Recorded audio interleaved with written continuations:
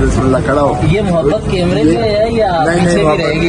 ہماری دل سے محبت ہے. تجھے غلط فہمی ہے, یہ میرا چھوٹا بھائی ہے, بیٹا ہے, اس لیے تمہیں غلط فہمی نہیں ہونی چاہیے.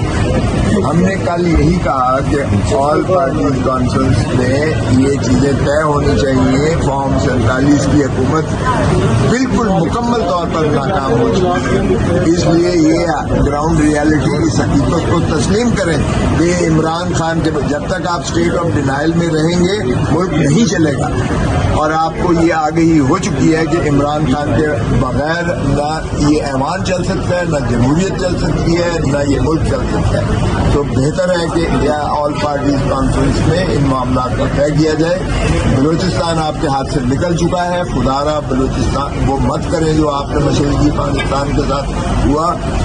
ابھی بھی ہوش کے ناخن لے. اس لیے ہم نے آل پارٹیز کانفرنس کے لیے بنا کے سارے انشاءاللہ آن بورڈ لیں گے. مولانا فضل الرحمان صاحب کی تقریر بالکل وہ ہمارے ساتھ ہے اس معاملے میں. وہ بھی جو ہے فارم 47 کی حکومت پر اور پارلیمان پر نہیں مانتے. لیکن اب اگر بند گلی میں پھنس گئے ہیں تو اس کا طریقہ یہی ہے کہ آل پارٹیز کانفرنس مل بیٹھ کر فیصلہ کرتے. اور جب آپ پارلیمان کو بے وقت کر دیتے ہو, سیاستدانوں کو بے وقت کر دیتے ہو, تو پھر تباہی کا شاخسانہ وہی ہوتا ہے جو مشرقی پاکستان کا ہوا ہے. ایک چیز میں انفارم کر دوں, وہ یہ ہے کہ ایک ریزولوشن میں نے سبمٹ کی ہے.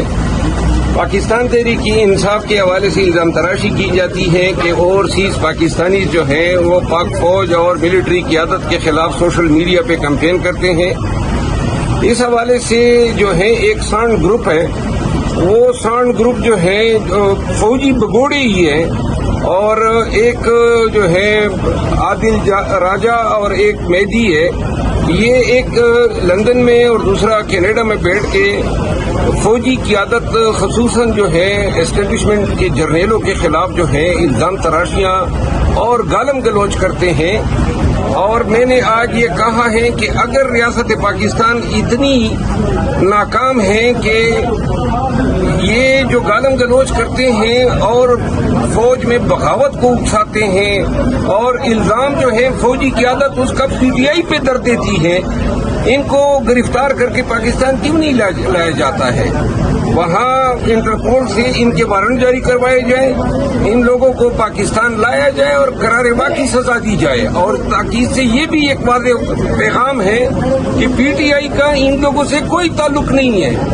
یہ مس نامر ہیں, یہ غلط فہمی پھیلائی جا رہی ہے کہ یہ PTI کے بئی خواہ ہیں. ان لوگوں کے کرتوتوں کی وجہ سے خان کو اور PTI کو جو ہے قیمت ادا کرنی پڑتی ہے.